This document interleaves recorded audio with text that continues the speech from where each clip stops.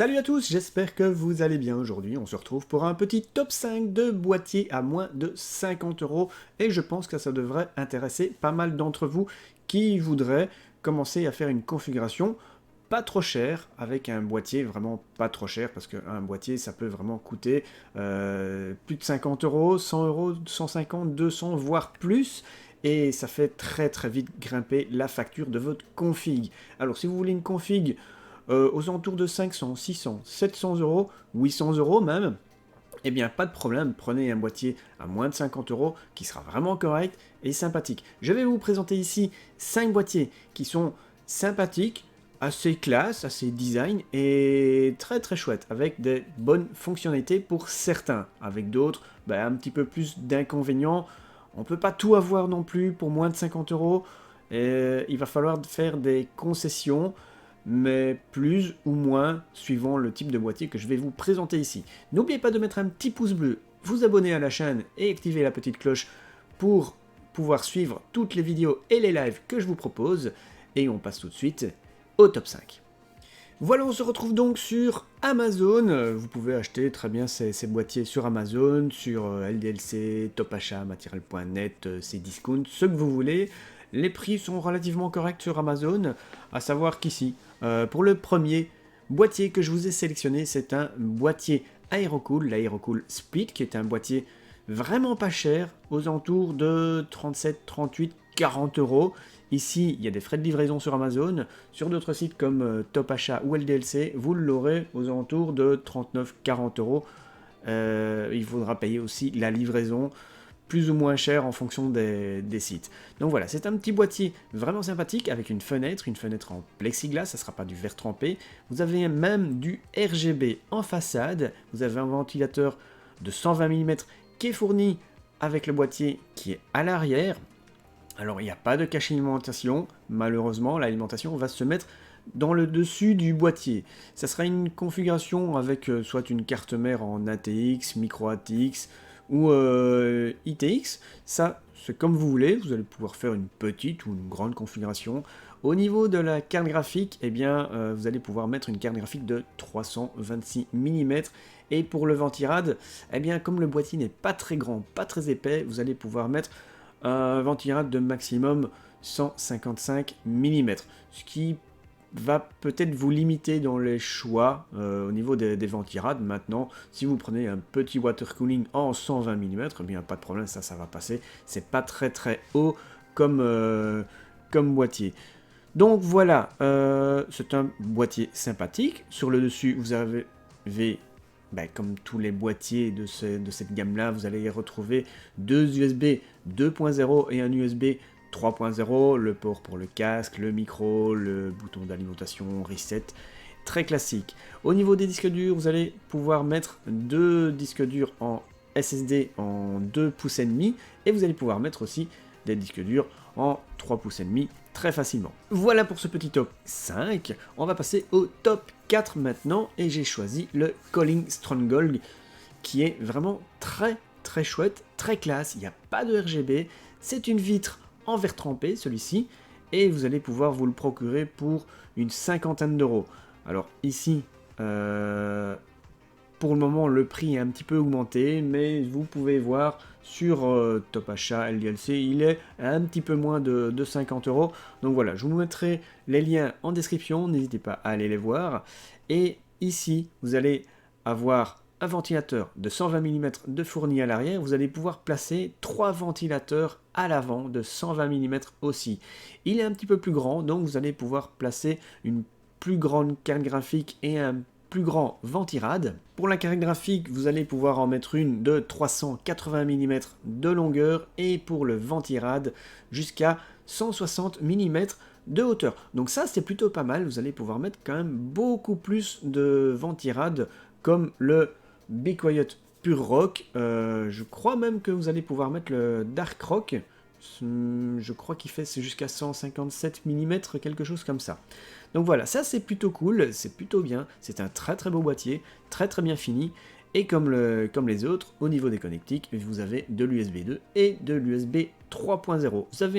Vous avez un filtre à poussière sur le dessus, je vous ai pas dit, mais vous pouvez mettre aussi des ventilateurs sur le dessus, donc ce sera un boîtier qui sera relativement bien refroidi.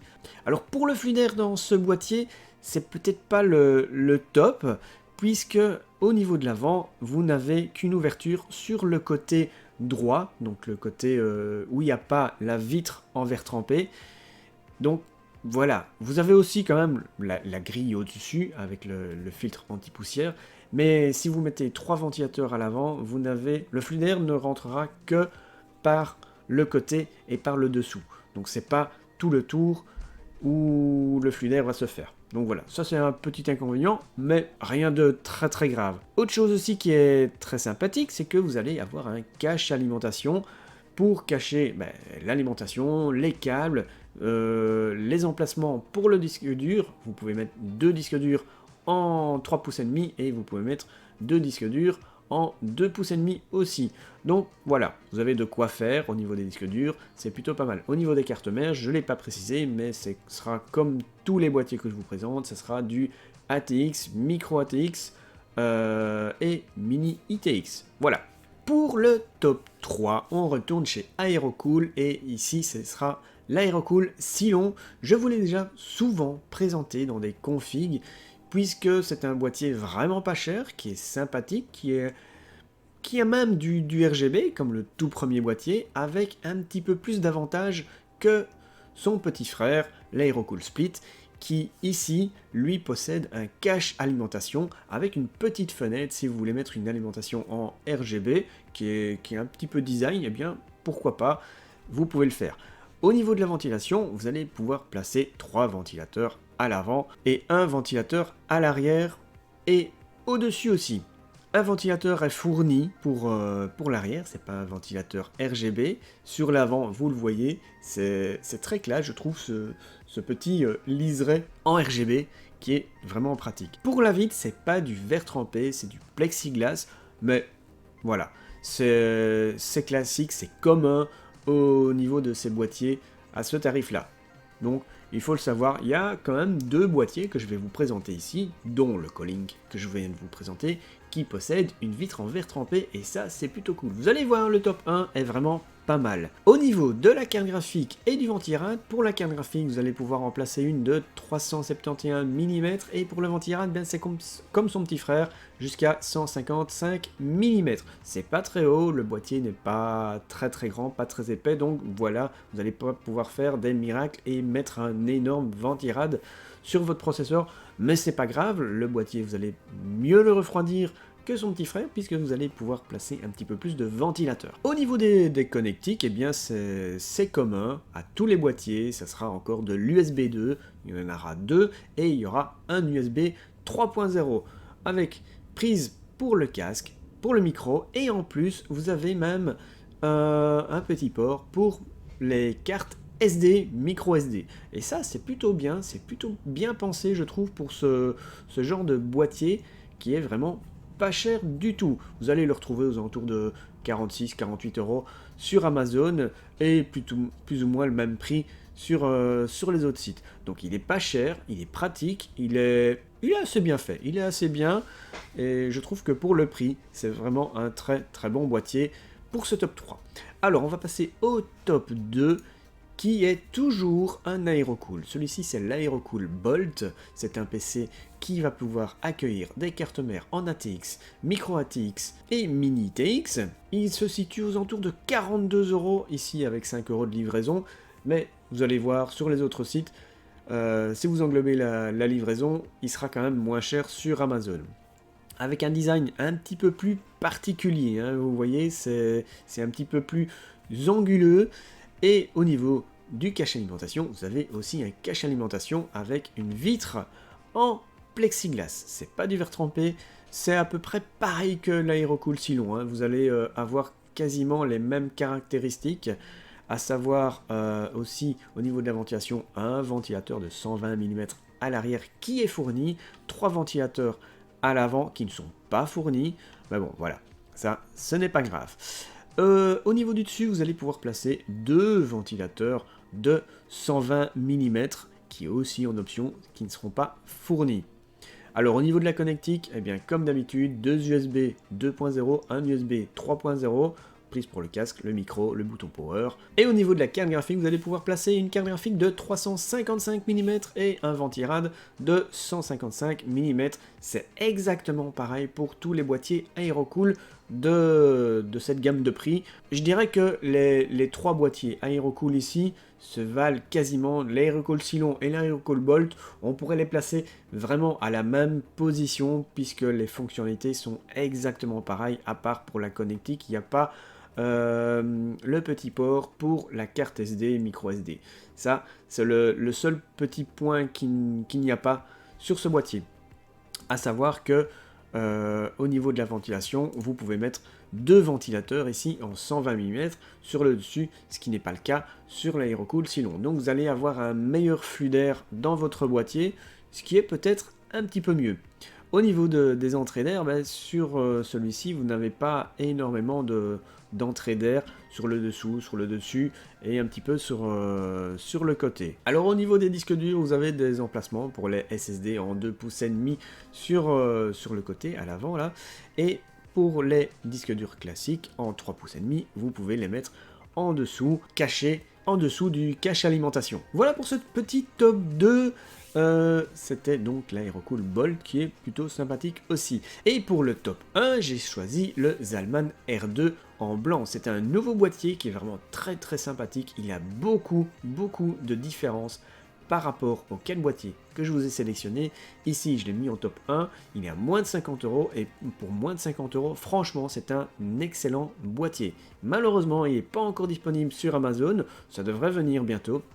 Donc ici, vous avez un boîtier en blanc, je vous l'ai sélectionné en blanc parce que il est vraiment très très bien. Il est aussi en version noire, il a une vitre en verre trempé, et ça, c'est plutôt bien. C'est le plus grand des 5 boîtiers que je vous ai sélectionnés. Pour la carte graphique, vous allez pouvoir placer une carte graphique de 350 mm, et pour le ventirad, eh bien c'est le plus grand aussi. Vous allez pouvoir placer un ventirad de 162 mm maximum, et ça c'est plutôt cool. Vous avez un cache alimentation avec une petite fenêtre. Pour les cartes mères, vous allez pouvoir placer des cartes mères en ATX, en EATX, en micro ATX, en ITX, donc vraiment toutes les configurations possible. Là, vous allez pouvoir avoir de la place pour faire tout ce que vous voulez. Au niveau des ventilateurs, vous avez un ventilateur qui est fourni à l'arrière, vous avez deux emplacements pour deux ventilateurs en 120 mm sur le dessus, trois emplacements pour des ventilateurs de 120 ou 140 mm à l'avant. Donc pour le flux d'air, c'est vraiment le meilleur de ces 5 boîtiers. Et au niveau du flux d'air aussi, à l'avant, eh bien c'est quand même bien ouvert sur chaque côté, et ça c'est plutôt cool. Et pour les disques durs, eh bien tout simplement comme d'habitude, vous allez pouvoir placer deux SSD et deux disques durs classiques en bas, cachés par le cache alimentation. Voilà pour ces 5 boîtiers que je vous ai présentés. N'hésitez pas à me dire lequel vous avez préféré. Moi, franchement, eh bien c'est mon top 1, hein, le Zalman R2 en blanc. Il est vraiment très très classe, très très bien fini, avec une vitre en verre trempé qui est légèrement teintée. Donc c'est un boîtier qui franchement va pouvoir accueillir beaucoup de configurations différentes. Une petite configuration comme une plus grosse aussi, et avec un très très bon flux d'air. Donc c'est mon coup de cœur, mon top 1 de cette sélection de boîtiers à moins de 50 €. Voilà, j'espère que vous avez apprécié cette petite vidéo. N'hésitez pas à mettre un petit pouce bleu, ça fait toujours plaisir, et vous abonner à la chaîne, hein. Si ce n'est pas encore fait, activez la petite cloche pour recevoir les notifications quand je posterai une nouvelle vidéo ou quand je ferai un petit live. On se retrouve vendredi pour une vidéo très courte, 5 minutes pour une config. J'espère que vous appréciez cette petite série, j'espère que vous serez nombreux aussi à venir vendredi pour regarder le deuxième épisode de cette série. Je vous souhaite à tous une bonne journée, bon après-midi, bonne soirée, tout dépendra de quand vous regardez cette vidéo, bien évidemment. Et je vous dis à bientôt, ciao ciao tout le monde!